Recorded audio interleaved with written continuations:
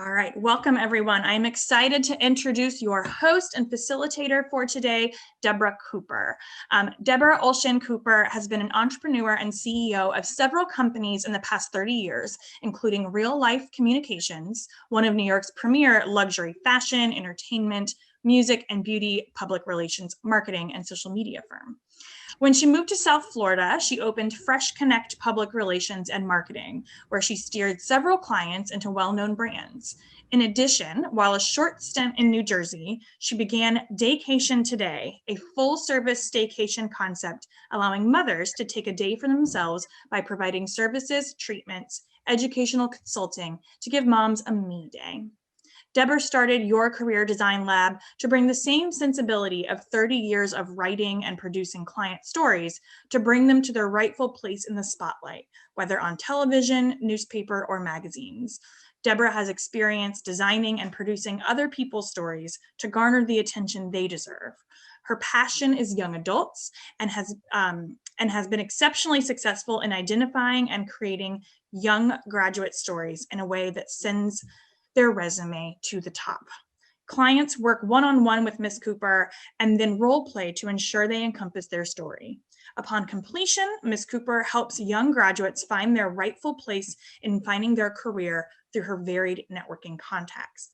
Ms. Cooper guides you step by step through the career landfields and into their perfect career.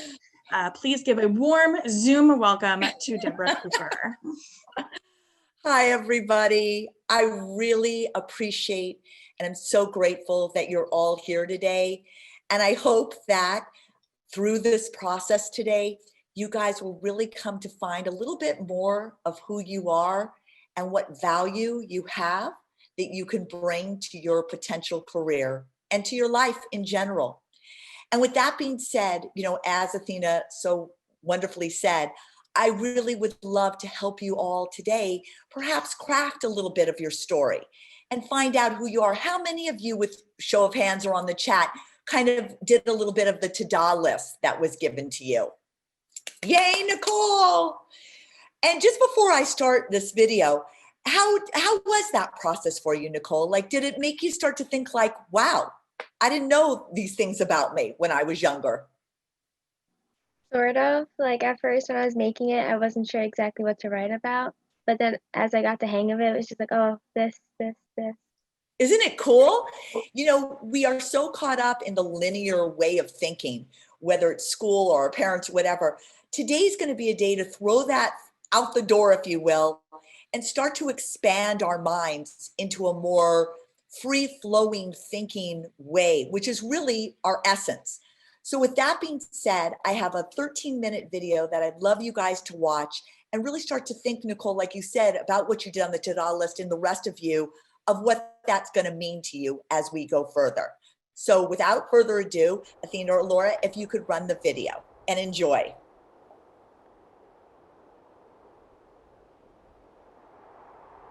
The metaphor is that each of us is golden by nature. We were born golden, we were born high, we were born knowing, we were born connected to our bliss, we were born knowing truth, we were born knowing everything that every great spiritual master has ever said. We were one with the Christ, the Buddha, everyone. He recognized that in spite of all the different stories we seem to be telling, there's really only one. And he called it the hero's journey. There must have been thousands and thousands of hero stories from every culture, but until Joseph Campbell came along, certainly I never realized how they all kind of fit together and how they were basically the same story. The hero's journey is a pattern. You can almost think of it as an algorithm that has three basic parts: separation, initiation, and return. A simple version of the hero's journey is, someone starting out in their normal protected world and then getting a call to adventure. The call to adventure. There's a vision, there's a quest. It's the story of the hero enduring some trials. Various trials and ordeals. Meeting different obstacles along the way, people that hurt you, people that help you. Doors will open, as Campbell would say, for you where there are no doors for others. Dragons will appear that are your dragons alone. You get to like the innermost cave where you're really challenged, like the greatest crisis, and you find your true true self. The achievement, the glory. But then that's not the end of it. That is to bring that back to the community. There's a return to tell the story. That is a heroic journey. Separation, initiation, return. All of the adventures of the human story are in there. All the heroes, all the villains, all the gods and goddesses, and all of the knights, and all of the fantastic creatures we can conjure up in animation, they're all in there, because they're all in here. Because they're all in here. This is where they come from. The whole idea of hero's journey, a journey of life, clear patterns to guide you through. You're born, you have a childhood, you have adolescence, and you try to find a place for you to become an adult. And you go through adventures. You struggle with your inner conflicts. And finally, you become a hero, you slay the dragons, you succeed in conquering all the demons, and you step over thresholds, and finally you have arrived. We get old, we die, but within this short span, we have to have some meaning, some reason for this existence. It doesn't have to be high and mighty and fantastic. You can have a very simple life, still go through the similar pattern.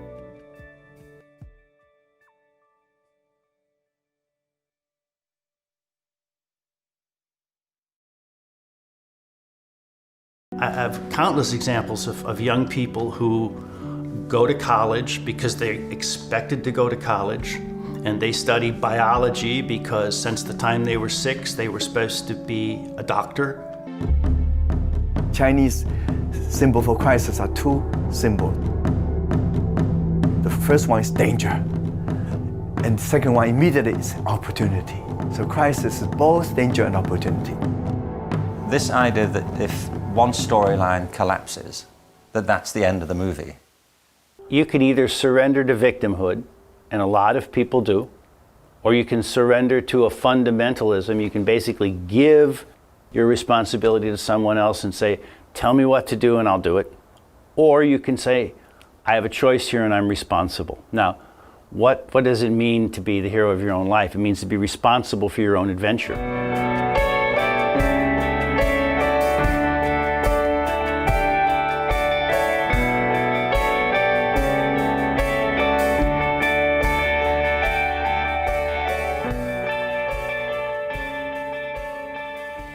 You need to find your own path, and that kind of comes from that impulse within to go out and really discover who you are beyond just the narrow confines of how you've been conditioned, what you've been told to do, and go out and explore for yourself what your truth is and how you can go out and rock it.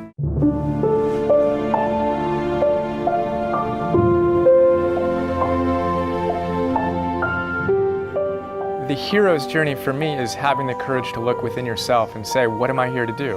What am I most passionate about in my life? What are my greatest gifts? How do I give them to the world?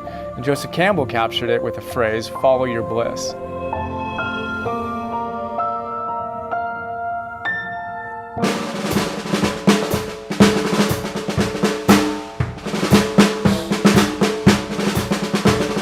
Daddy said, what do you want to do? I said, I need to leave school. I'm never going to learn anything. I'm not going to university. I said, I want to play drums. I've learned to play drums in the attic, and that's my world, and totally naive, like, psh. So Dad sends me off to London with a drum kit.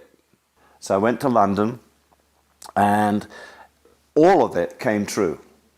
Of course, I'm not sitting here, I've got to be rich and I've got to be famous.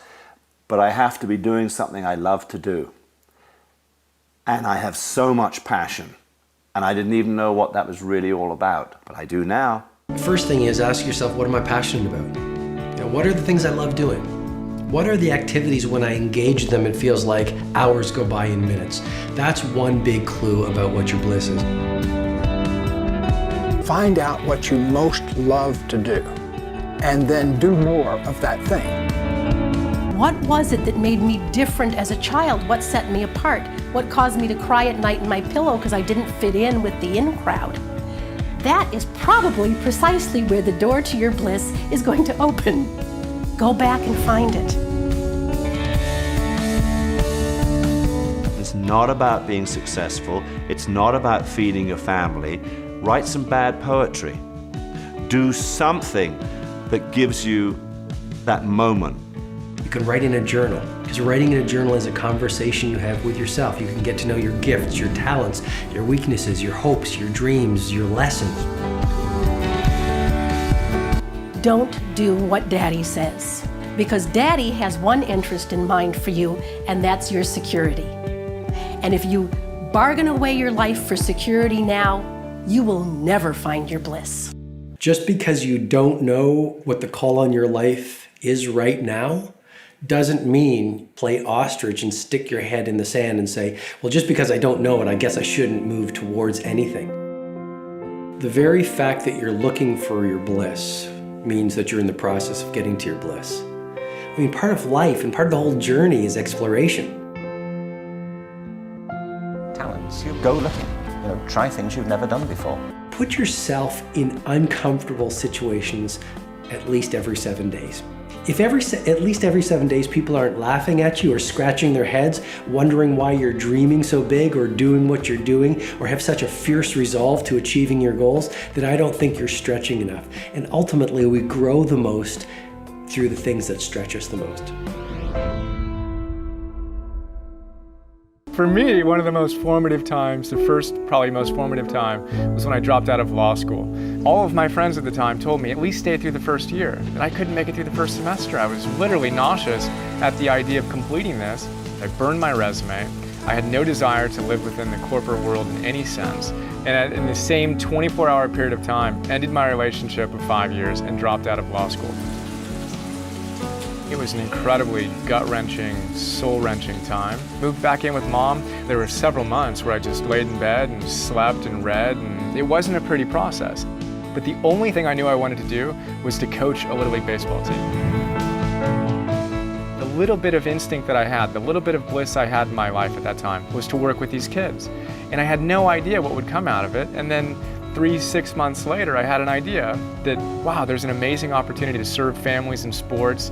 The internet was just getting going. This was 1998, and I had a vision of what I could do to serve these families and created a company that there's no way I could have imagined when I dropped out of law school. No possible way. But as it turns out, I started this business. We won the business plan competition at UCLA. We raised $5 million. I hired the CEO of Adidas to be our CEO, and we hired the law firm that I would have wanted to work for before I graduated from law school. So just this beautiful, sense of this is it. This is what happens when we follow our bliss. Magical things happen that we couldn't have imagined when we're going through the tough point of making the decision to take the leap, to go for it, and to make the difference in our life.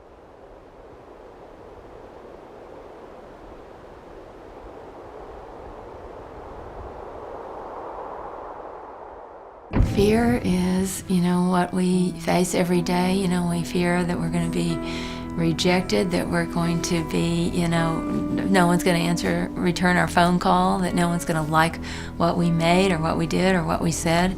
Fear is a very interesting thing. First of all, we need to realize that fear is an inherent part of the human experience.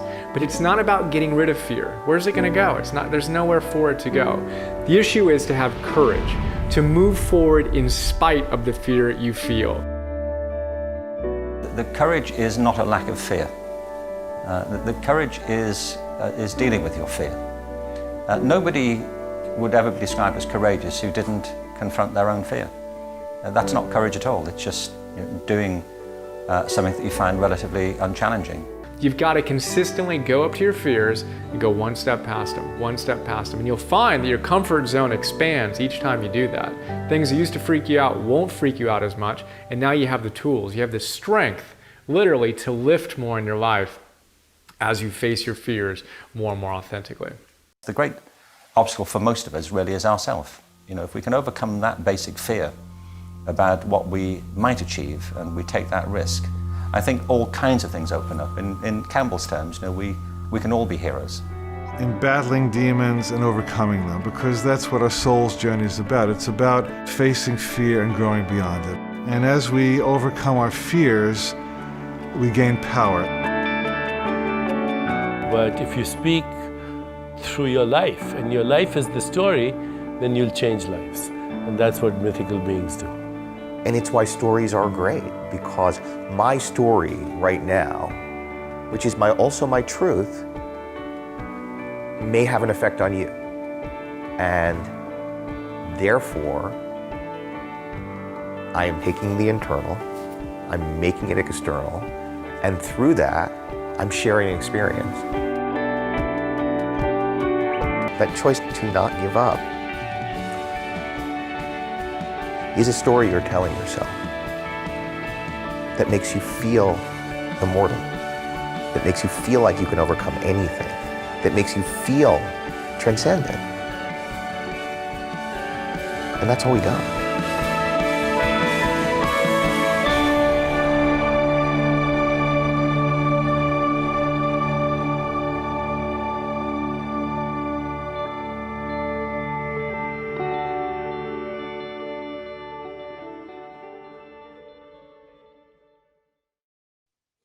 Thank you, Athena and Laura, for showing that.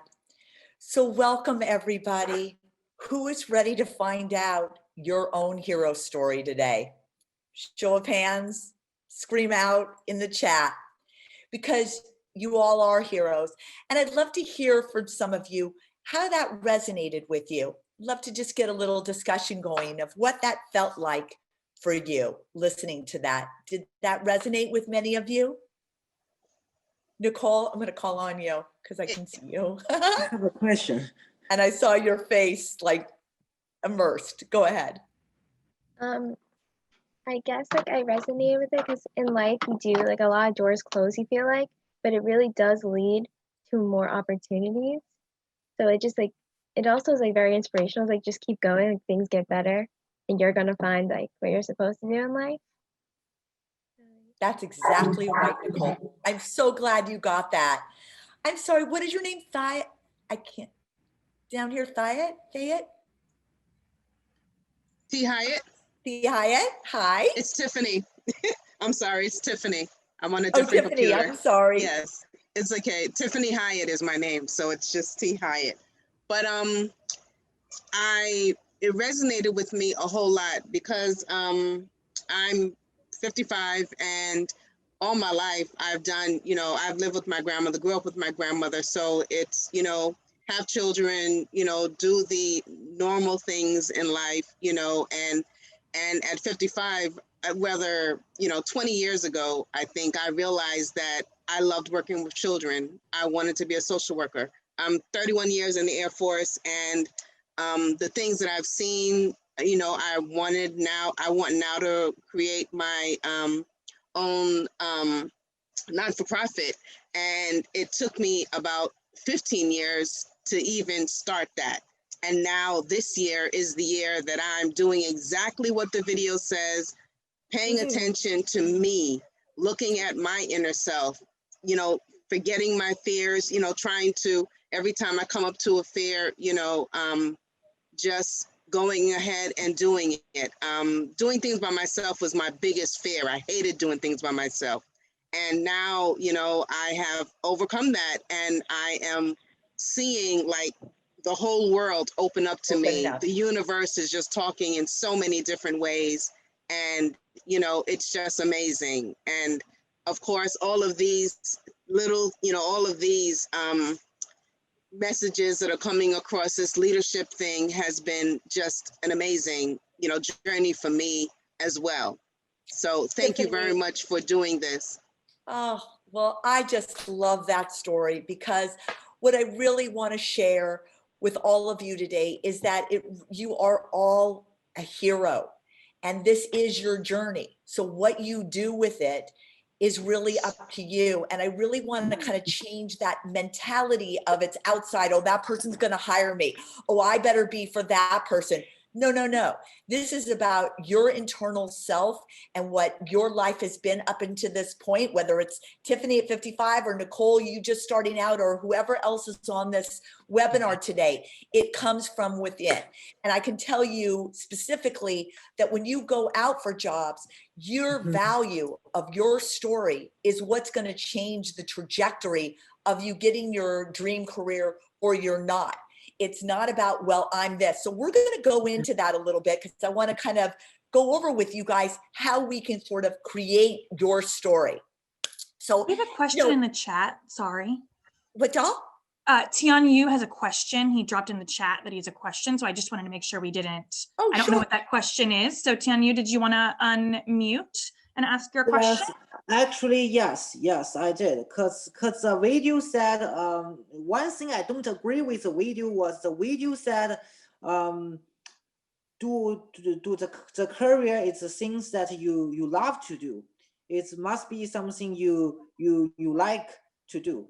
But what I am thinking about is the things you like to do might not make a lot of money for you. I think for the future career, you should choose a career which will give you a bunch of money to let you survive. Well, you know what, Tiana, I can appreciate your sensibility on that. That might also be a cultural thing that we've all kind of grown up with. And perhaps today that, I don't think when Steve Jobs or Facebook or Zuckerberg or any of those people started out, just like Fleetwood Mac said, did not start out with, I'm going to make a lot of money. If you come from that sensibility, then you're missing the intrinsic point of yourself. The value, the money is your value. What you gain out of that is external.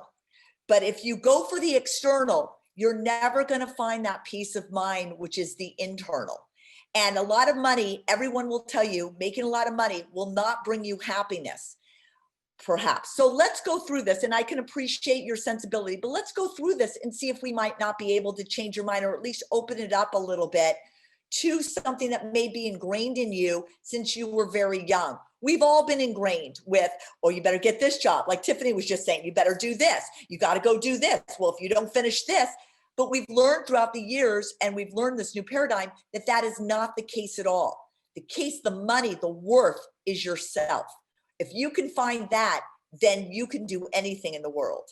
So with that being said, how many of you have graduated and have no idea of what you want to do? I know, Tiffany, you do. Nicole, are you still in school, babe? Are you still? I'm currently a junior. A junior. Awesome. Great place to be on this webinar today. Tell me, what grade are you in, or what? I am a freshman. A freshman, obvious. That's great. Anybody else that want to say, well, think about where you are in your life. So have you thought about what you might want to pursue and are passionate about, but don't know where to start? Another freshman. This is a great place to be. If you are a freshman, it's a great place to be any place. Have you been searching since graduating and come to a dead end, or your resume's been rejected over and over again? And do you know what strengths and weaknesses are, but speak in ambiguity instead of from authenticity, because you don't know how to tell your story? So let's get into the storytelling aspect of it. We can go to the next slide, Athena. How do we form our story? So from your to-do list, let's talk again, Nicole, and again, because I can't see anybody else but Juliana or anybody else who wants to join in. If I was to ask you what your strength is, who wants to answer that question for me? What is your strength? If an employer, if you were coming and I said, oh, and I keep saying Nicole, but want anybody else on this, and maybe Athena, you can pick somebody. So glad to have you here today. I'm so glad to meet you. Could you tell me a little bit about yourself? What is your strength? Who would like to answer that? I know that my strength is my love of people. Truly in my heart, I'm not happy until someone that I've serviced is happy, or until, I see a smile on someone's face. My belief is always, whenever I encounter someone, it's always to leave them better than I met them. So it's always to make sure that they're happy when I leave them, or happier. Tiffany, I love that. That's really coming from an authentic place. But here's something, and I'm just going to throw it out to you guys. If I was interviewing you or what have you, I would love to hear what you just said, it's my love of people. For example, I had a girl who came to me and she didn't have money, or she had to drop out of school because her parents couldn't afford to pay for a thing anymore. And I was able to show her a way that she could start making money. So I got her an internship at this job. From there, she went on to be manager. Now she's CEO of the company, and she writes me every day and says, you know, thank you, Tiffany, so much for giving me that break that I needed at that time. And I can't tell you, potential employer, how great that makes me feel. And that is really my position in life, is to get everyone like Susie Q a position like that in life. That is my destiny. Do you see how telling your story? Look, guys, we all watch movies. We all listen to podcasts. We all things. What is the thing that we listen to? Is people's lives, is their stories, and how is it resonated with us? When you go into a potential employer or interviewing, and you know what? I'm taking interviewing off the table. We need to come up with conversations. We need to learn, especially now during COVID, right? Is to how to have a conversation with people we're speaking to and share our lives and our internal things with them. If I was to ask Nicole, that's interesting. What is your weakness? And feel free to drop in the chat. We had a few people drop their strengths. In the chat. Wow. 40 we have a few people who dropped their strengths in the chats. I know you moved on to weaknesses, but I'll just give them a shout out while people are thinking of. You know what? Stay on strengths, Athena. Okay, great. So Isis in the chat said that their strength was winning the senior superlative they won in high school. I asked what that was, and they said best attitude. And I feel like that was a big accomplishment for me because I used to be in a bad mental state, and then they won best attitude. So a lot of growth there. Yeah. Okay. I'm getting chills on that one. I freaking love that. Now, again, like Tiffany, that like broke the iceberg for me. I'd love to know where his mental attitude was. Here's a little story, you guys. Yesterday, I was working with a client, and this girl just graduated from Syracuse. And when she's been on a couple webinars, and I always thought of her as this like really well put together girl, and came off really like, you know, kind of knowing it. And I come to find out that she went to a boarding school where she got in her head about like the thigh gap and about food. And she went into a spiral of bulimia and anorexia. For 3 years, she would work out for 5.5 hours a day and eat 500 calories. Now, looking at her, you would never know that, but she opened that up to me. And from that, somebody came into her life. Again, it's like the algorithm, that the movie we just saw, who just saw her kind of bench pressing and said, you know, you've got a great body for bodybuilding. It was in that moment, that divine intervention of this person just being there at the right time, that got her on a path to bodybuilding. She is now competing in things. She's won all of these awards, and that has become her story. And it's just incredible. So with that being said, I love that, but I'd love to hear more of what that meant for you growing up. I want to know the backstory of what the attitude was and what you did to change that. So Isis on camera looks like she might be in a public place. It looks like maybe the library. So I don't know if she could talk very loud. So Isis, if you're able to unmute and answer those questions, we'd love to hear from you. If not, feel free to drop in the chat and I can read them on your behalf. And then I'd like to know also from Isis then, what's her goal? Where does she want to take that? Did she, like a Tiffany, feel like, oh, now I want to help other people with maybe mental illness, maybe whatever? Great. Well, while Isis is talking, she's in the library. We also heard from Juanita, and Juanita in the chat said, strengths are hard to talk about, but I'm very compassionate, emphatic, and a hard worker. Okay. Now that, what is her name? The one that just said that? Juanita. Juanita. Juanita. Hi. And that is the typical thing that people, when you go interview, go, I'm this, I'm that, I'm this. Everybody does that. And today's thing is to, what makes you compassionate? What on your to-do list? You know, it could be that when you were 5 years old, I mean, I've had so many kids that go, when I was 5 years old, I became an entrepreneur because I sold $5,000 worth of Girl Scout cookies that day. And I realized, wow, you know, giving or selling something and making money on it really spoke to me. I've had another kid that had great anxiety, and now he started up a website called Real Driven to help other people with that kind of background to realize that they emotionally, physically, and mentally could be strong and be driven with different things of how to help yourself. So this is like a big story for everybody, right? Is what is our strengths? What is our weaknesses? But it's in that story that we want to capture that tells that aspect of it. Now you might get, and also when you tell a weakness, and I'm going to go back to Nicole or whoever wants to speak about this, you know, when you talk about your weakness, I just want to hear, like, if somebody said, what is your weakness? What would you say? Yeah, I would like to say something. Hi.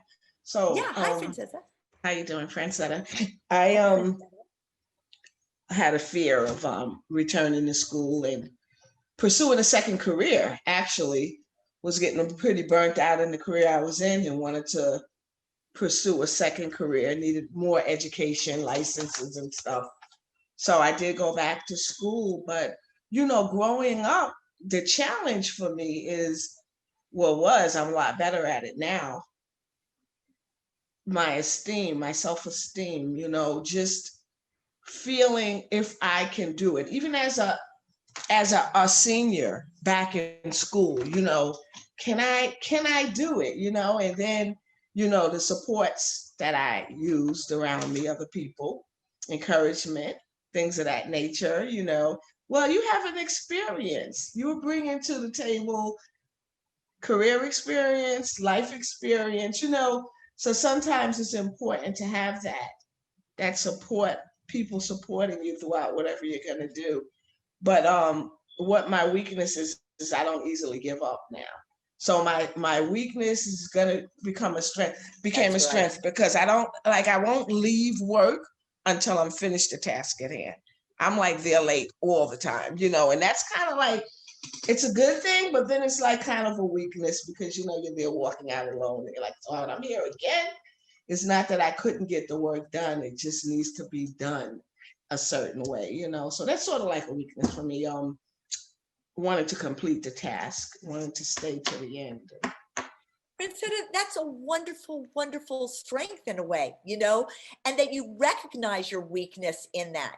And maybe that's something down the road you want to keep. It's feeling like self-worth, right? What I hear over and over and over again, for myself too, never good enough. We're never good enough. Are we good enough? And I want to change that trajectory. I want to change that idea of ourselves as not being good enough, because we are good enough. We are good enough for whatever we take on. Just like you just said, Francesca. Now, do you love what you're doing? Are you like kind of what the movie was saying? Are you in the zone? Are you happy to be there? Because that's another thing. If we're happy to be where we are and we feel passionate every day, then it's never going to feel like we're there long enough. We're going to want to be there because we're loving what we're doing.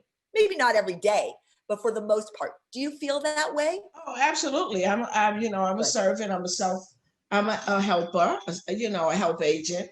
I love helping people. I love people, all people, you know, I don't have a problem with that. So yeah, I definitely love what I do. And to the young man who talked about money, you know, the money definitely comes. It comes. I'm a success, you know, but it's still that, you know, that inner thing that, you know, that I continue to work on, that inner, you know. Yeah. Francesca, you were so right. You know, a long time ago, a very wise man, AKA my father, said to me, find something you, and I'm saying this for Tianu, is that how you say your name? Tianu? Oh, I got it, good.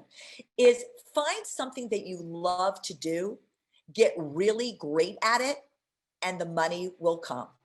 And I can't tell you throughout my careers or what I've done it with a passion because I thought I could help somebody, just like Francesca and everybody is saying, that I could serve somebody. When you are in service, and it doesn't mean, you know, you could be a social worker, you could be a healthcare, you could be whatever. You could be an entrepreneur. Look at all these people out there that's helped with apps and whatever. From there, and you create that passion for yourself, the money will come because it's almost like a divine intervention. God will say, and I don't mean to get like religious about this, but really it is a thing. Someone out there will say, thank you for doing this. Now I'm going to reward you. It has happened throughout my life. I know so many people. So please, if I know you're a freshman and you've got those ideals, and I can understand it as a freshman, but with some life experience, all I can tell you is go out and start to take baby steps towards things you're passionate about. What on your to-do list, on your to-do list, did something come up for you in your childhood that you just went, wow, I forgot about that. I loved that. What is the one thing on your list? Are you asking Tianlu, you? Yeah. Actually, what happened was when I was in the childhood, I like to study the dinosaurs. Oh, that's so cool.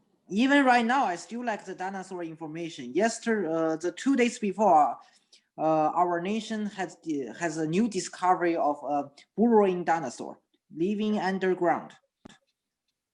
So, and what, all right, I'm loving that. I am because I can actually feel your passion towards that, your knowledge towards that, and something that you could give to the world by doing that. What do you want to do in life right now? I know you're a freshman and whatever. What are you thinking? Actually, at first, I want to become an archaeologist because I like dinosaur fossils. But later, I choose to become to involve in finance office, to become the employee in the finance office, because that could make me. I need to in the face of the realistic, because without money, I cannot do anything. Money is very important, and I think sometimes somebody's happiness and happy can relate it with money. If you get more money than yesterday, you will be happy. I think that is a way to let me happy, to let the financial workers being happy. So later I gave up my previous dream, but I did not stop to studying the dinosaurs, but more and more important thing push on the financial workers, because I want to become a financial worker in the future now, because I think that could make me involved in economics more and make more money. All right, I appreciate where you're coming from. In 5 years, 10 years, I want you to call me up and tell me how happy you are. And I can appreciate where you come from, but it's like in a movie. It's when you are following your passion, and I can feel your whole vibe when you're talking about the dinosaurs. It's like the guy who's going to law school and all of that. There's a world out there that could bring you financial wealth by the wealth that you feel inside of you by being an archaeologist. Maybe there's a company that wants to invest in what you're excavating out there, that you could be traveling the world, excavating for dinosaurs or unknown things, and then working with museums all over the world. Think about that. Think about that as you're going through life right now and really juggling both things. I really want you to think about that, because when I'm speaking to you, if I was like interviewing you right now and you were speaking about the dinosaurs thing and all of that, I'd hire you in a second, because I could see that resonated all over you. As a financial person, it's an outward, inward sensibility. If I work for you, financial company, then you will bring me happiness. I'm telling you right now, that is not the way the world works. But you will go out in the world, because this is your hero's story. And like they say, all the demons, all the doors, all the things open for different people. So with that, I'd like to ask a question. What would you like your career to look like 5 years from now? Does anybody want to answer that? Let's hear from someone new. Do we have anyone else in the group? I see we have Florina, we have Amber, we have Joachim, Juliana. Anyone else want to chime in and talk about I see Solomon. Let's ask Solomon. Solomon, remind me, do you go by another name, right? Clacky. Clacky, that's right. So Clacky, where do you see yourself and what do you want your career to look like in 5 years? To be honest, I had aspirations to be Registrar of the Caribbean Examinations Council, but after my first year at Adelphi as a graduate student, I now want to be a Chief Learning Officer. So you want to be a chief financial, what did you say? The chief learning officer. Athena, I'm missing that. What is he saying? Chief learning officer. Is that, Clocky, is that something related to HR? No, it's more along the lines of, it encompasses, it's like you're the instructional technology, education technology guru in the company that deals with training, a little bit of everything. And where did that come from? So I'm just curious about that. Where, like from the to-do list or in your background, did you realize that's something you wanted to pursue? So piggybacking off of what Tianyu said and Francetta, because the conversation is very relatable to me. I got to the point where after working for 25 years in government back home in St. Kitts in the Caribbean where I'm from, I was like, okay, what's next for me? And then I started to figure out, okay, so what do I like to do? And I like to help people. I like education. I like technology. And so I said, okay, let me see if there's a degree that's called education technology. And there was, and I'm now at Adelphi. But as part of that, in helping people, I feel that you need to have resources to do so. So it's for me, it's like trying to find a balance in terms of how do you not have the resources to be able to help people the way that you want to do it. So now I know that this is what I want to do. So I know definitely I want to be involved in education, I want to be involved in technology. I want to be able to guide people and assist people. But I also feel that I need to have the wherewithal to do so from a resource background, whether it be someone investing in whatever it is I want to do, but that needs to be a part of that. Okay, I want to stop you, okay? Because if I was interviewing you right now, I am not getting your essence. I mean, I understand what you're saying. I want you to tell me, just think about this for a second, a story. When I was this, I realized, because you're, again, it's very outward. I know I needed resources. I know I needed this. I know you're talking out. I want to hear, I think there's something really great in that you wanted to do this. Where in that moment did you say to yourself, I need to do this? What trajectory, what point in your life? Give me a story. Do you have a story that you can tell me? When like a 5-minute soundbite. I think when I realized, so for my first year at Adelphi, No, it goes back. I'm sorry, I'm gonna it doesn't start at Adelphi. It starts when in your childhood. What in your childhood, what in your high school days or early college days before Adelphi, because you're older now, what spoke to you? Okay, so if we go back that far in terms of education and technology. No, we're talking about you. I don't want to know about school or technology. I want to know about you. What intrinsically in yourself did you say, I want to do this for my life? In my school years, I said I wanted to be a teacher. When I was going to school, that's what I said I wanted to do because I loved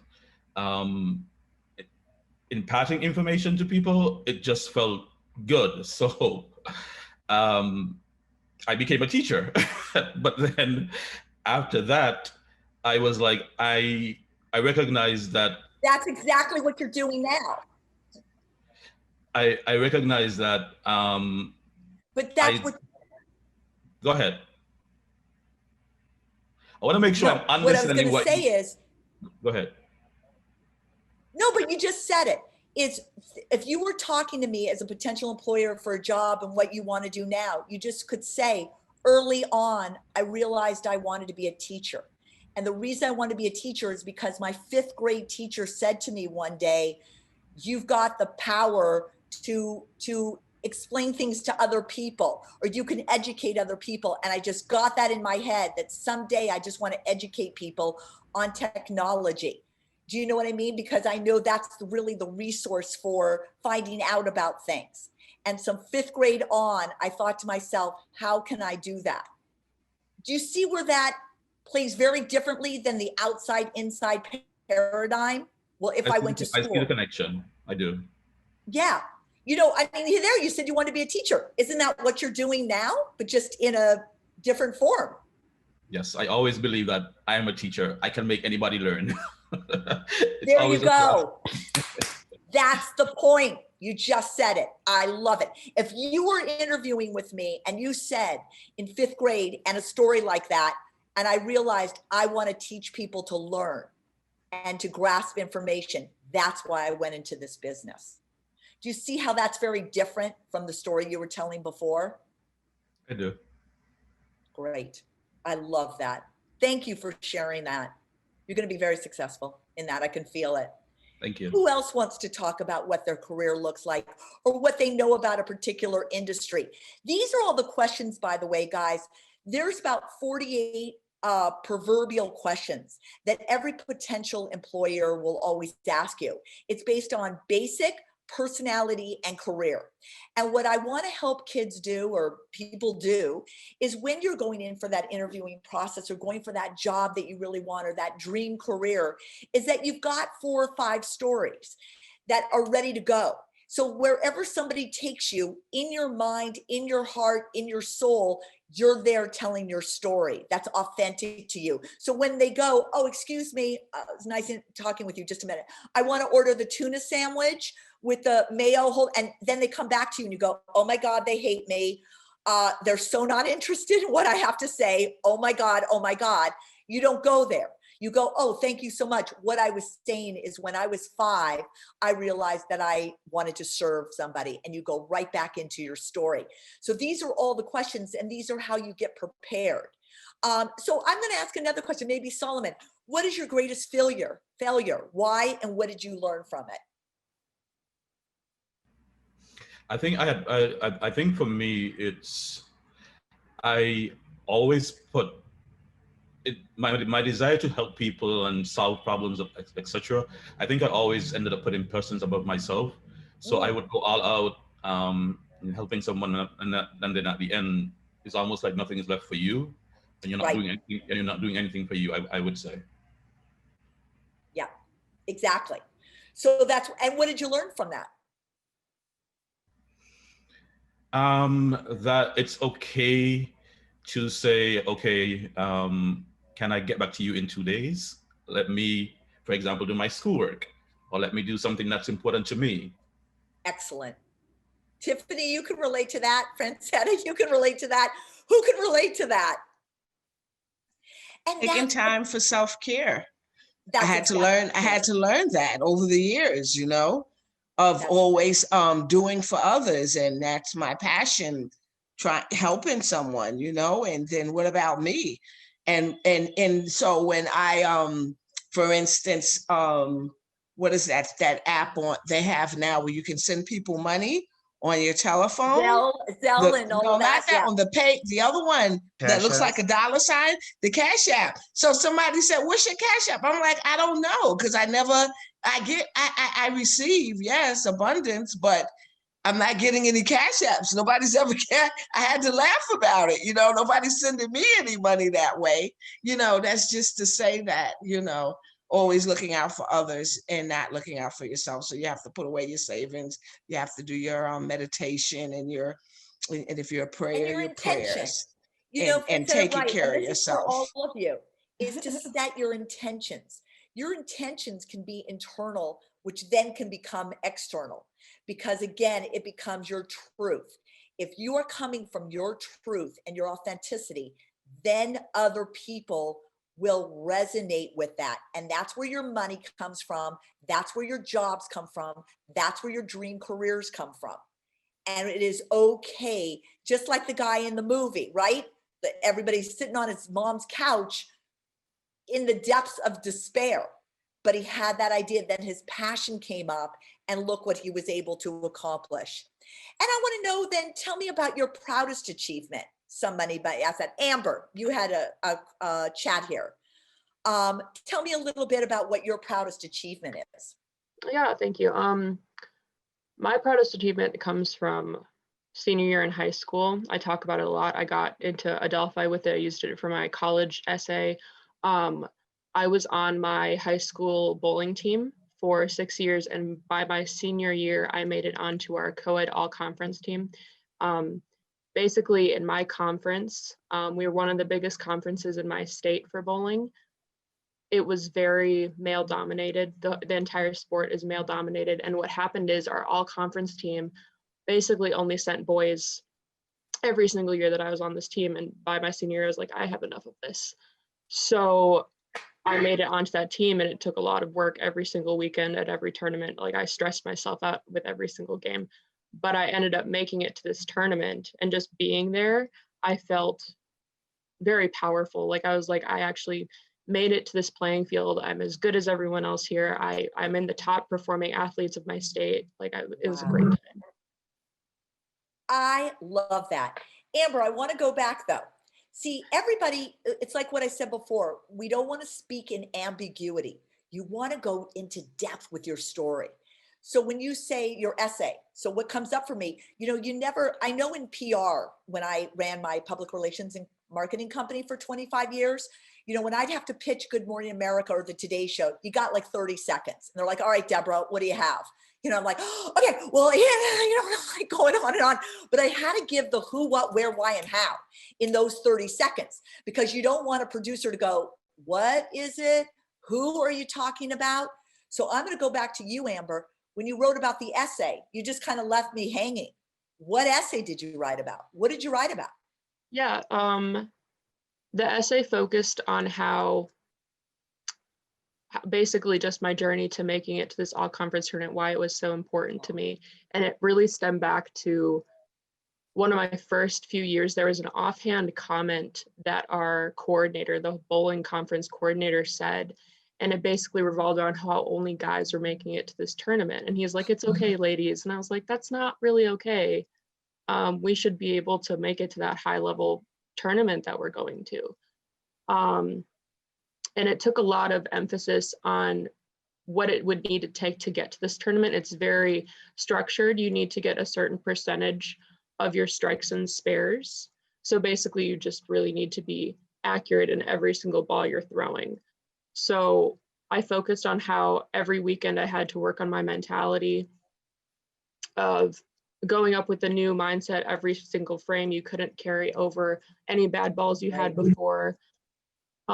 Really focusing on how you need to set the stage for yourself, but then also for your team to carry your team. You need to be a good bowler so you get more opportunities to be bowling, and how all of that led up to this tournament where I was able to participate in.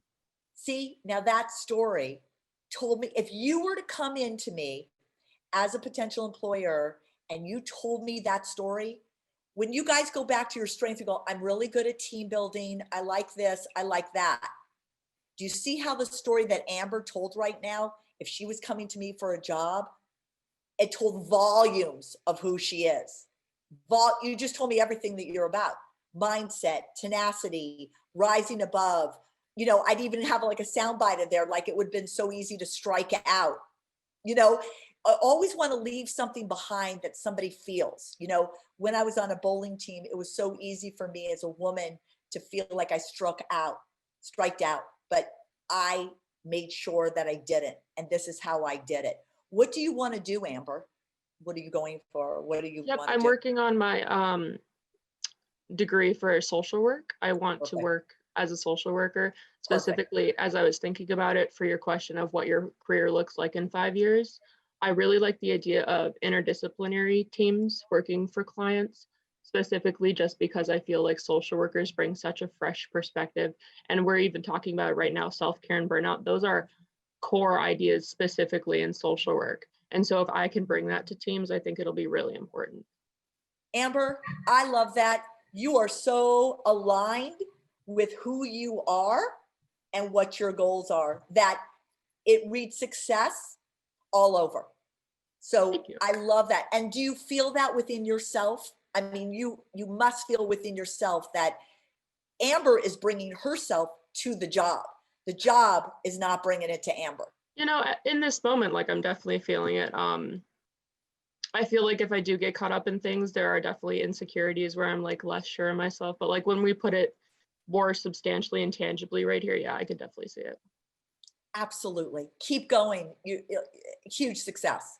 Thank you. Because as a potential employer, if I was to hire someone like Amber, she then separates her by being who she is, and her story separates her from the rest of the candidates. You just separated yourself completely by that. Great job. Great job. Tell me about, and I'm going to ask another question. What are the 3 positive things you can say about yourself? Now, I know in this group, right, it's really hard for us. But again, these companies want people to bring value. They want to hire you because you have a specific value that you can bring to the table. So what are 3 positive things someone could say about themselves? Athena, do you want to choose some people? Sure. And while people are thinking about that, I want to draw attention to something in the chat. Clacky asks, how do you balance our story with the employer who doesn't care about that approach, or for jobs that use algorithms and you need to get a certain score? So I think he's referring to, in the hiring process, some tech jobs don't really rely heavily on interviews. They rely more on, specific things checked off in your application. So that's maybe something, I don't know if we'll get to that later, but just wanted to flag that for you. We could get to that because I have a specific story for that. Okay. I had a client who was on the tennis team, just kind of what Amber was saying about bowling. And he was on a tennis team since he was like 5 years old. So he chose NYU because he got recruited. So he was so excited to go to NYU and be on this tennis team and have already his like built-in buds, ready to go. The first day he goes and he's noticed he's not playing. And the coach goes, yeah, we don't need you. So now he's at NYU. First day gets kicked off the tennis team and went, and that was not his first choice school, but he went because he got recruited, he got money. And he ended up going into finance, just because there was nothing else to do, really. So he's like, okay, well, I'm going to go into finance. But as he went into finance, he came up with an algorithm. He came up with a way of making money. To be honest with you, as he was telling me, I was like, oh my God, I don't understand what you're saying, but I'll still help you. And so he came up with an algorithm of a way of like making money, almost like a fund guy, like, doing funds and stuff like that. But when he went in for jobs, he would go, oh yeah, I came up with this fund, and so I'm going to change the world. Meanwhile, he lost money for his friends and family. And we shifted it to look at your kind of thinking that you have. You have a thinking. It's not like you can't sell what you're doing yourself into Merrill Lynch or, one of those big kinds of companies. You have to say that you've got that kind of thinking that could change the way that people buy or whatever in the financial world. So yes, he had to learn all those other things, but his ability to have come up with this algorithm and have tried to take a shot at it did make the difference in getting the job. And he did end up getting the job at Merrill Lynch that I helped him with because I knew somebody there. But instead of selling it, there is a component. You need to make people feel something about you. Yes, it's all that algorithm stuff. Yes, look at Google is hiring interns. They don't care where that, you went to school, what your GPA is can you pass those tests? Interns are making $200,000 a year because, to your point, they can pass all those tests. But you still need to bring something to the table and be able to tell your story. In the end, it is about that. Because actually, the person that he interviewed with at Merrill Lynch, when he told that story, the guy goes, oh, I love playing tennis, or I was on the tennis team too. And I'm telling you, that is what made the difference in hiring this guy. That he had somebody maybe on the weekends he could play tennis with, as well as pass all those tests. But you've got to learn a way to cut through that, for sure. So I guess you're saying you have to be able to self-disclose something about yourself. You have to be able to do that. Francetta, it's tell what a secret, Maya Angelou maybe. says. That's right. At the end, people will forget what you said. People will forget what you did, but people will never forget the way you made them feel. And whether you're going for a finance job, a social working job, or whatever, the difference is how you made somebody feel. It just is the way of life. It's just like what that guy said about the baseball and teaching kids how to play baseball and then hiring the law firm that he would have worked for. That is really following your bliss, because that's what some people can feel. Absolutely. That's how you touch people's lives. That's how you get hired. That's how you feel good about what you're doing in life and waking up every morning. So can I just say one more thing, and then I'm going to give the other people a chance to talk. But so my daughter, she's 40, and she's a manager at a government agency in Virginia. She has a really good job, and she always tells me, Ma, it's just how you make a person feel. They don't care if you don't even give them the raise. As long as they feel good, they're going to be good workers. They're going to work well for you under, her work, the people who work under her. Right. She's always telling me these stories, and I'm like, wow, that's so anyway, thank you for that. Thank you so much for validating that with your daughter, because you know what? Money does not bring you happiness, but making people feel good and feeling good yourself about making people feel good is the biggest wealth you can ever have in your life. And look at, guys, I'm not trying to downplay this. Look, we all need to live, especially during this time. But those are the things that I think, I used to say this when, I was working with kids that were ready for that $65,000 a year job. And I had a girl who was ready to go into consulting. And she's like, well, I need to get my apartment in New York and I need to pay my rent. I'm like, it is lockdown. Okay. Here's a news flash. In a way, right now, those days may be over. But what is here to stay, what I came up with, coined the term, is thinkubate. This is the time to marinate and thinkubate about what it is that truly drives you, that makes you feel happy. Why do you think so many people took up cooking or piano or whatever? We are now stop running outside of ourselves and stopping and looking at ourselves to what now we can go back out in the world and make a difference. So I love that. And that is so true. Is there somebody else who wants to answer the question, what are the 3 positive things you can say about yourself? I see Brandon has had his hand raised for a while. I don't know if it was for that question, but maybe Brandon, do you want to share 3 positive things you can say about yourself? I'd say one is I'm very motivated. So this is going back to my greatest achievement. It hasn't happened yet, but it's going to happen in May. It's going to be my last name's G, the first G on my family to graduate college. So that kind of motivates me to see my dad dropped out, my uncle dropped out, my other uncle dropped out, my brother dropped out. So I'm trying to stay in and be the first one. So there's a lot of pressure on me to do that, to graduate college. I'm a team player. I like working with people. I work at a restaurant right now, and one of the best restaurants in Long Island, I would say. And I'm very loyal. I've had a friend for more than half my life, almost 15 years, and we're very loyal to each other. I stick with you. I'd say those are 3 things. That's fantastic. What values? So when you say all this, Brandon, if you were interviewed, and what do you want to do, babe? What is your kind of, after you graduate?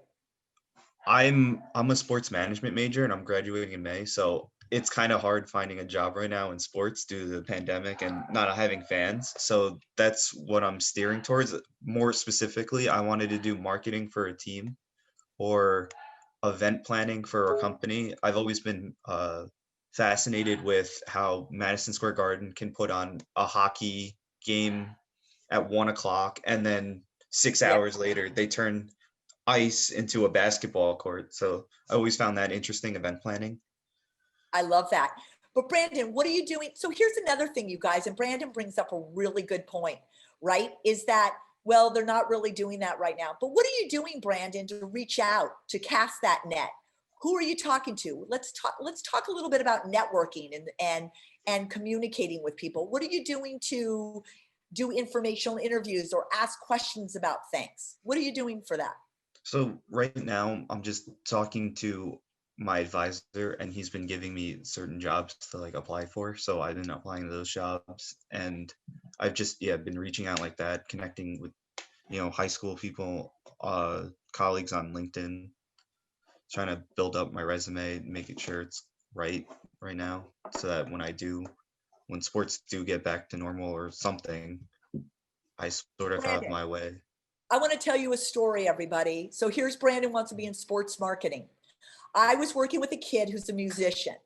And, you know, he's really good. He's like really good. But I knew that there was like a back door for him. So he is associated with the Miami Heat. His dad's a doctor, like a physical therapist there. Not even a doctor, but a physical therapist there. So he kind of grew up in the Miami Heat family, if you will. And one day he's sitting there, he's like, I wonder what Dwayne Wade and all these people are doing now during COVID, right? Because all you ever see is them talking like, oh, I made that basket and yeah, it was a great game, but you don't know about their lives. So he decided to call them. He was scared out of his mind, but he decided to reach out to Dwayne Wade and all these people. He said, hey, dude, like, what are you doing? You're sitting at home. Can I talk to you? And they're like, yeah, I'm not doing anything. I'll talk to you. So on IGTV, he created what he called MBL, Music, Basketball, Life. Everybody, I'm saying this for everybody out there. Your side hustle right now can become your dream career. This is during COVID, your side hustle can become your dream career. So he started interviewing all the guys from the Miami Heat and some Cavalier guys and whatever. And he put together this, and he starts to get like a lot of followers. So when he came to me about being in the music business, I said to him, you got this like side hustle that could be something right now. Everybody's looking for content about the sports guys. What are they doing? What does their life look like? You know, what music are they listening to?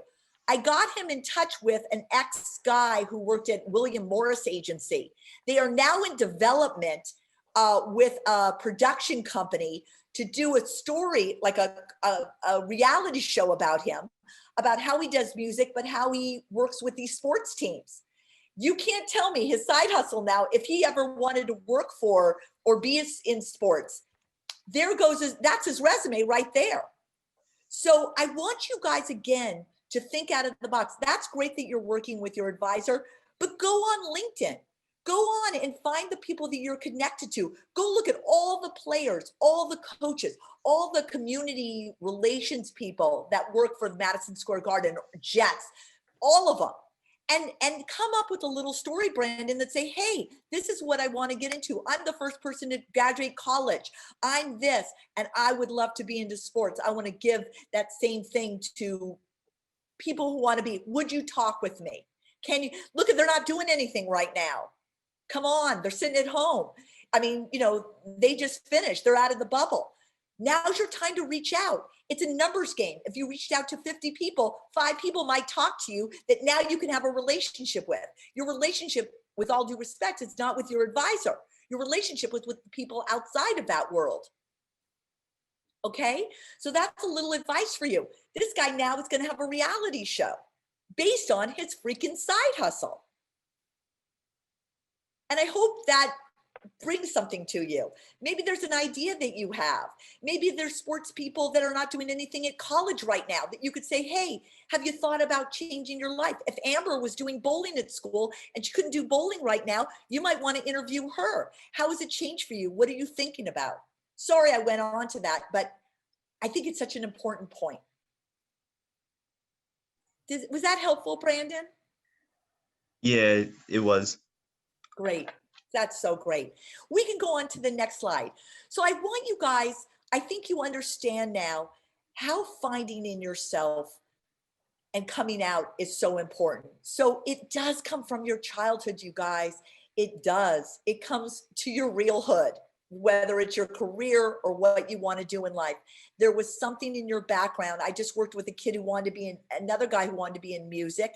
And he just realized when he was 12 years old, he played with GarageBand and taught himself piano and guitar and all these things, but he got so away from it because his parents were telling him what to do. It's like in the movie, right? The woman said, if we go with security, we go with those things that our parents are telling us to do, we may not ever really find our true journey.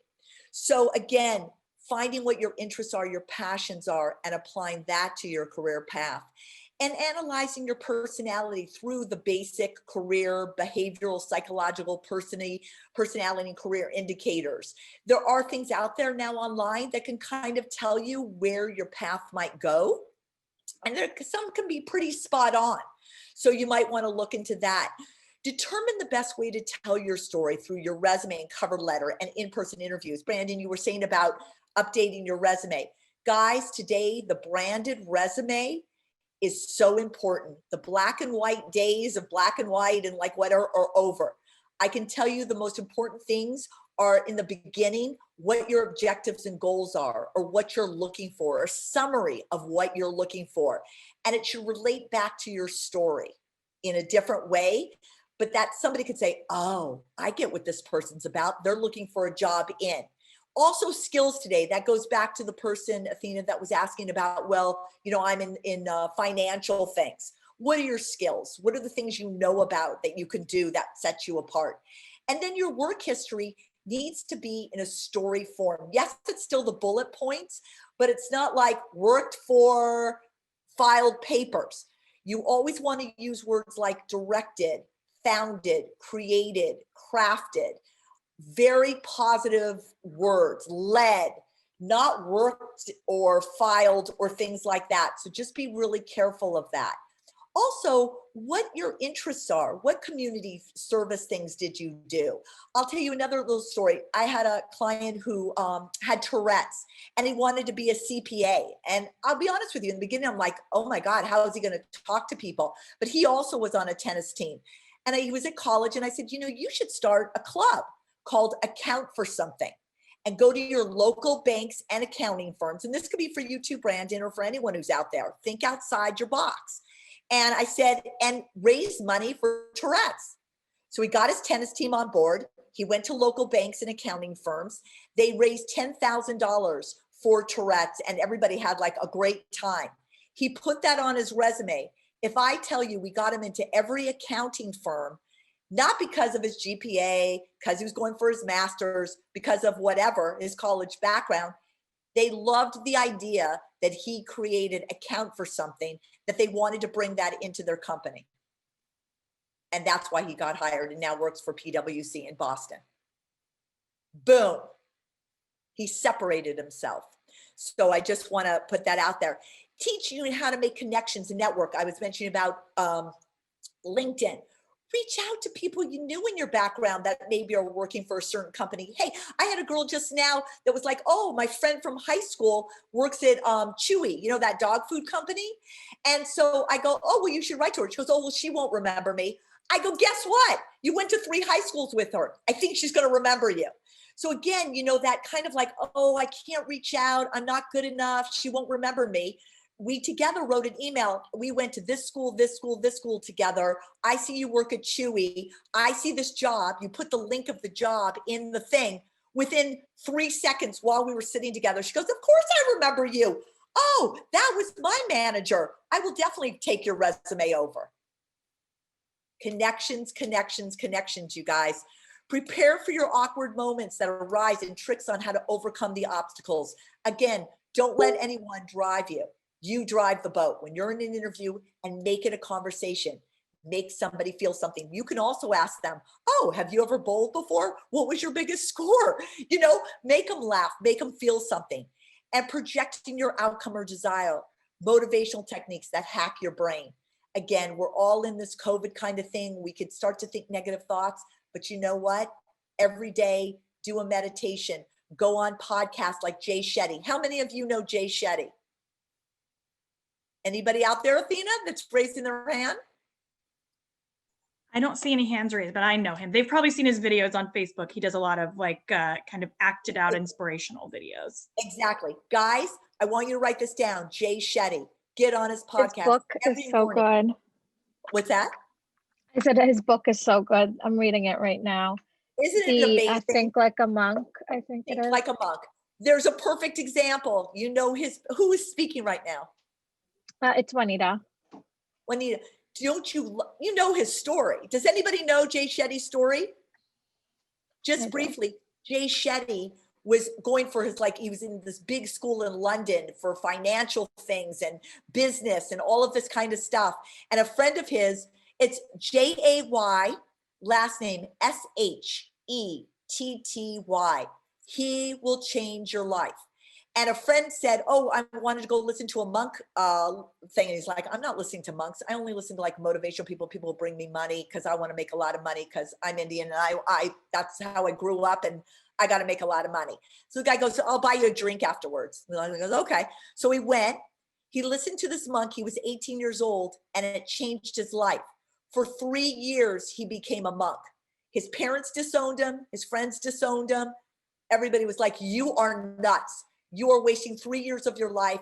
You're never going to have a job. You had all these interviews. You had all these offers. You're crazy.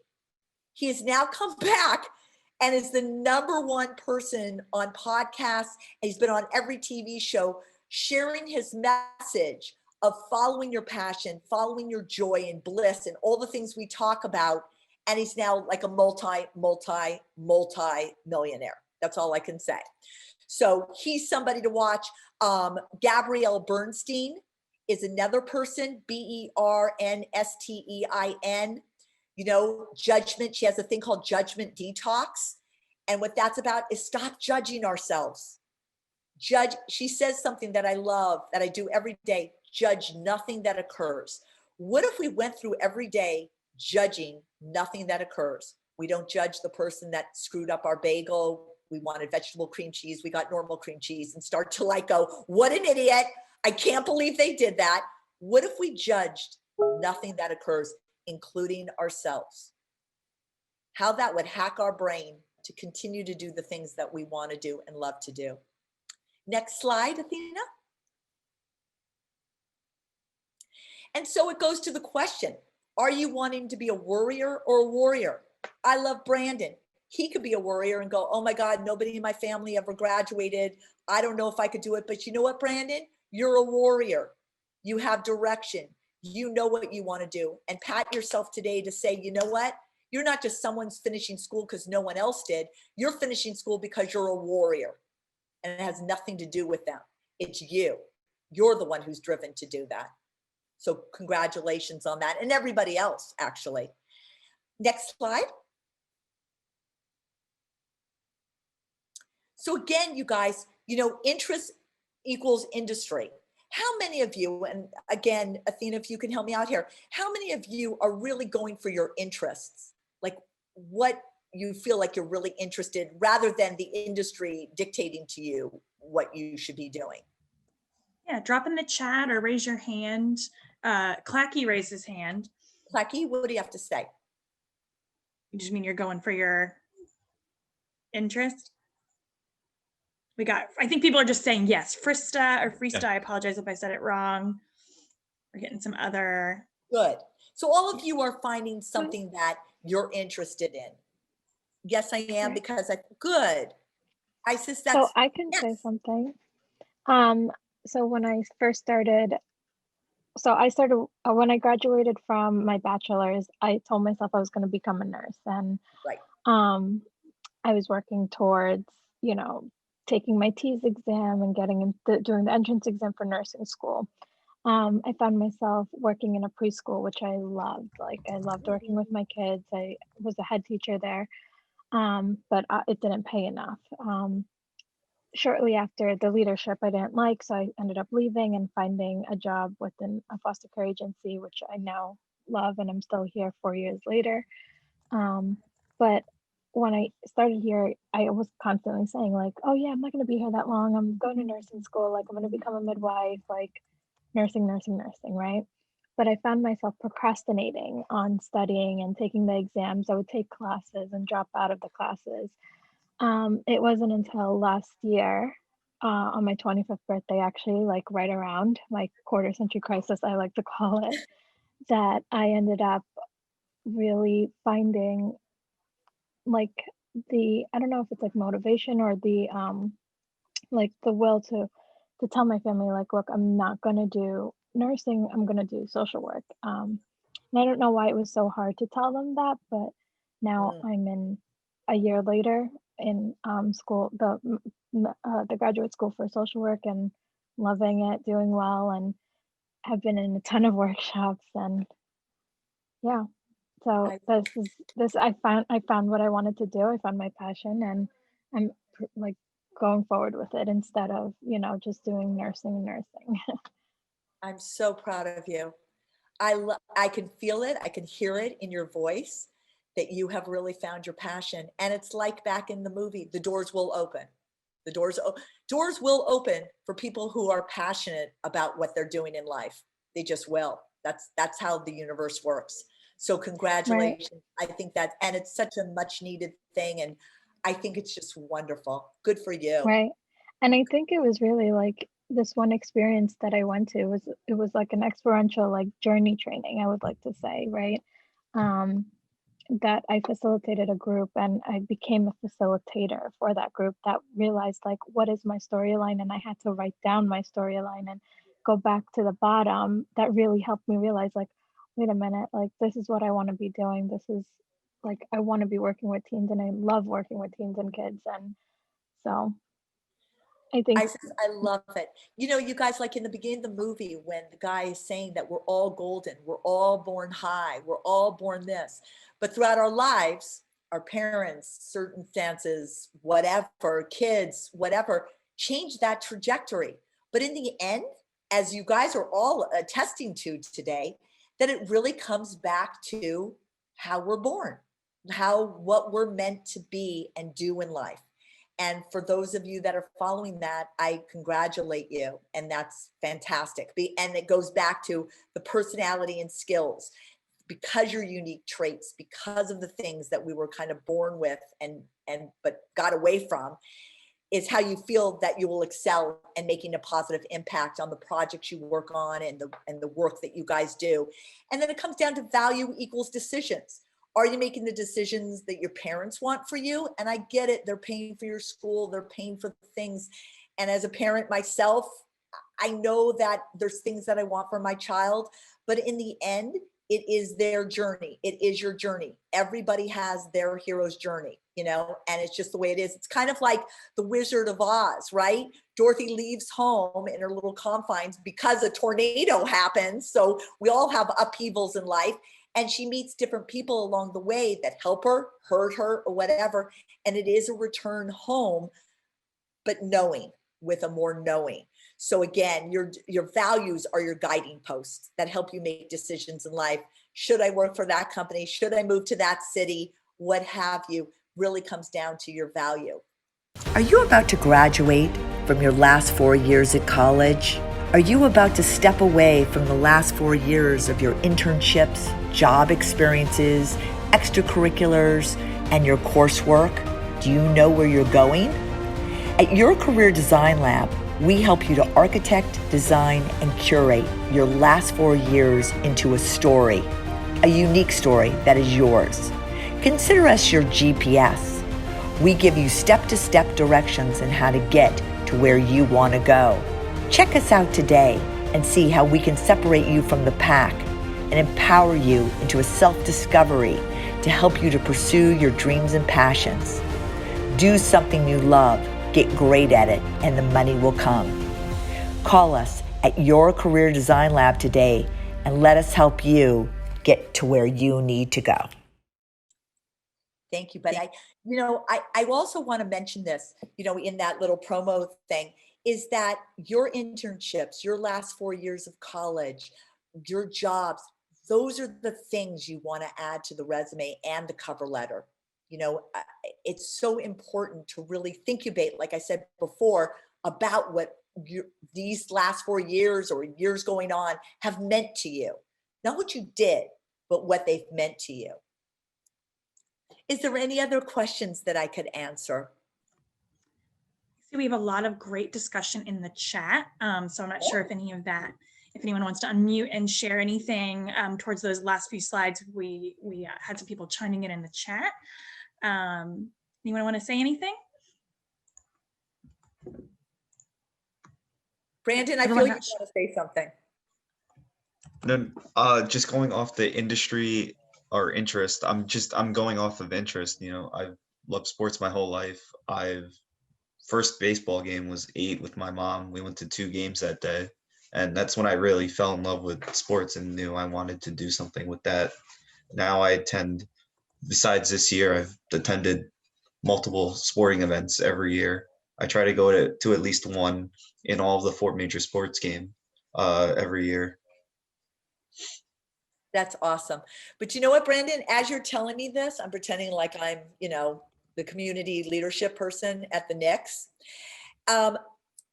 Again, and maybe this is helpful to everybody, but you said you were with your mom. Can you go a little more in depth about just give me a soundbite of what happened in that moment? Yeah. So I remember I was in elementary school and she picked me up early from school and we went to Subway Series, which is Mets Yankees. And the night before got rained out. So they played 2 games. They played at Yankee Stadium. So we drove to the Bronx. And after the game, we took the train to Shea Stadium and we went to the second game. And I remember the Yankees were beating the Mets by a lot and everyone started to leave, but my mom and I stayed. So we somehow snuck our way from the upper decks to the third baseline. And I think it was the 8th inning. When the inning was over, one of the Yankees outfielders threw a ball to my mom, and I still have the ball to this day. And guys, how different was that story? He's interviewing me. I played sports. I've been interested in sports my whole life. What story was better? What story made you feel something? Amber's smiling. Everybody's smiling. What story? The second one? Brandon, is one of your stories. That just said everything. That just showed the love of the sport, that you didn't want to leave that. And you could go on from there. That's why I want to bring that same joy and excitement to people by creating events. And I got to tell you something, Brandon, you really do have to come up with a side hustle. I'm just feeling it. I'm a little bit intuitive. I'm feeling you got to come up with something that you can create, whether it's a blog or a video or a vlog or something where you're talking, and put that on your resume, something that sets you apart. Because then you could tell that story and you could say, I wanted to share that with other people. I want to hear their sports stories. So I put together short sports or sports shorts. Ooh, I kind of like that actually. Sports shorts, little short stories about sporting, what happened to people, their memories of sports. Boom. Well, I wanted to share because I was supposed to leave this screen up. I know we're right at 12:30 and a few people had to head out to class. But Debra, did you want to tell them a little bit about next steps and share about your company as well? Absolutely. I really want to first thank all of you for all your participation today. It really meant a lot to me that we could have this storytelling time. And what I wanted to offer to you guys today is a half hour. I'd be happy to set up a half hour free consultation with you to kind of flush out maybe an idea that you have, or what do you think of this, Debra? And just like what I just did with Brandon, boom, that just came up the top of my head. Maybe a story that you could then expound on moving forward, and just talking about what your desires are, or any questions that you might have. So I want to throw that out to you guys today. And let me give you my email, which I don't have on here. You are free to call me, but you could also email me at info at YourCareerDesignLab.com. And just say, hey, Debra, oh, thank you, Athena, perfect. And just say, hey, I was on the Adelphi webinar today. Could we set up a little time to talk? And I'd be happy to do that. Monique, I feel like you want to say something. Oh, I was just going to say thank you for today. It was really good. Oh, thank you. Thank you for being here. Can I just ask you a quick question? I know we have to wrap it up. What are you doing? What do you want to do? I don't know yet. I'm currently living in Norway right now. And so I'm trying to figure out how to navigate the career scene over here because it's a bit different. So, yeah. That's so funny you say that, because I was just on with another client yesterday, and she said, I'll go anywhere in the world. And there were so many jobs in Norway. I go, do you want to go to Norway? That's so weird that you're saying that. It was for a branding group. So yeah. You should email me, FYI. Okay. I'll do that. Yeah, definitely. Yep. So I hope, again, just wrapping it up, please take advantage of this. I hope that I was able to impart a little bit of joy in your life today, and just know that I believe all of you are heroes. I just want you to believe it, think it, and believe it, and everything else will come to you in life. I promise. And keep on your paths. You guys are smart. You've got so much to offer the world, and I hope that I run into you at some point in the near future. So thank you so much for this opportunity, Athena, and Laura too. Well, and Debra, we just want to thank you so much for facilitating this and for offering your time both today as well as in those 30-minute sessions you're offering to the students who reach out to you. This was really excellent. And I think, we have so many workshops on campus where students get a lot of information, but what I loved about this experience was that we have so many different perspectives in this room. We have students in different points in their lives and their careers, different generations, and you all really got to drive this, this conversation today, right, with Debra's help. And so I really appreciate the space that you have offered to these students to, kind of dig deeper into themselves and think about how to better tell their stories, how to interview better, how to, find their passions. We're getting a lot of thank yous in the chats, and we have been recording this, and I really encourage you all to maybe go back and rewatch this, and really, if you didn't get an opportunity to share, reflect on the questions that were being asked, maybe pause the video and answer them for yourselves. And if you didn't have an opportunity to unmute and talk today, definitely reach out to Debra to have that conversation. I know some people are a bit more introverted, and sometimes Zoom calls feel like you're all in the front row. And so I encourage you to take advantage of that resource. But we really appreciate you being here and offering this opportunity to Adelphi students. And I think, the wide range of people that we had in this group just shows the power of Adelphi and shows, what you all have to offer to the workforce and to our community as a whole. And so I'm really proud of each of you for tuning in. And I will mention, Debra, you mentioned LinkedIn and just, reaching out to people and drawing those connections. I want to make sure you're all aware of a resource called Alumni Fire. It is very similar to how LinkedIn functions, but it's specific to Adelphi alums and students and former staff members. And so if you're one of those people who's a little bit nervous about like, what do I say on LinkedIn? Alumni Fire, those people, you already have one thing in common, which is Adelphi. So that might be a way to get your feet wet with seeing like, what are some alums who are in sports marketing or, in archaeology or whatever it is that I can reach out to and say, I'm a current Adelphi student and I see that you're in my field. And on Alumni Fire, they can indicate their willingness to either grab coffee with you, I guess virtual coffee, or review resumes. They can indicate their level of support. So I definitely think that's a way to leverage your network. And I want to make sure you're all aware of that free resource that you can each create a profile similar to LinkedIn on Alumni Fire. And that's offered through our Alumni Association. But Debra, again, thank you so much. I hope that we can bring you back, do some more workshops. I know this was an hour and a half and it went by so quickly. And so we'll definitely have to look for future opportunities to bring you back to Adelphi and engage in more conversations. So thank you. I would love that. Thank you so much. Great. Well, everyone, have a great rest of your day. Feel free to email us if you have any questions. I did drop a Google form in the chat. We will also send that via email for you to do evaluation. And if you are not currently a member of the Leadership Certificate Program, congrats. By attending this, you now are.